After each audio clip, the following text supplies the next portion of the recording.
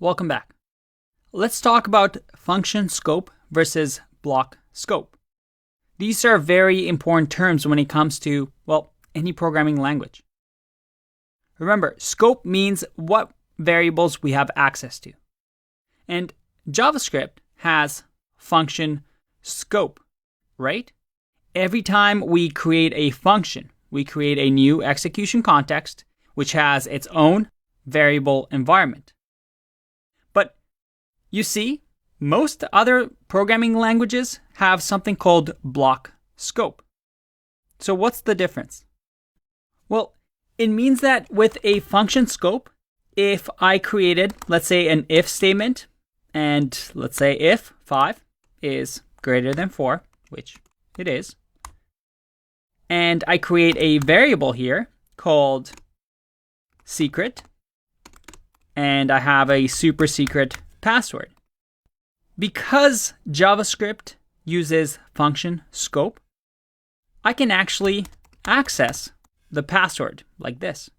If I click run, I'm able to access this password because this variable is functionally scoped. That means we only create a new scope, a new environment when there's a function.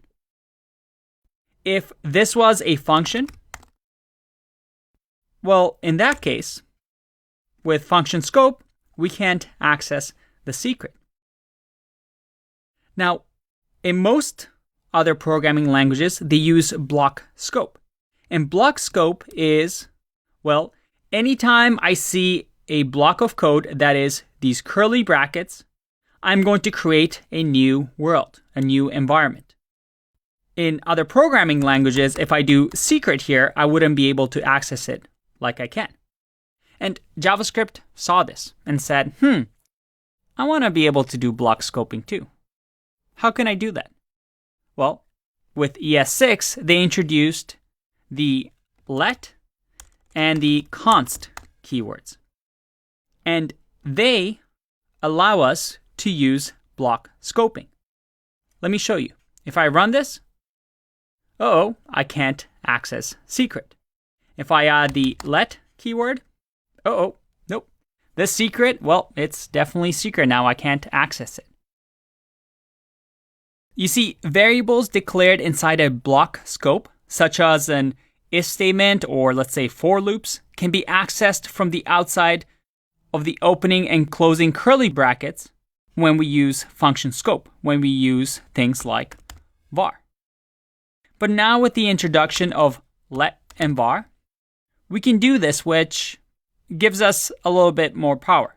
Now, that doesn't mean that you should never use var. I mean, most of the time, you probably should just use let or const.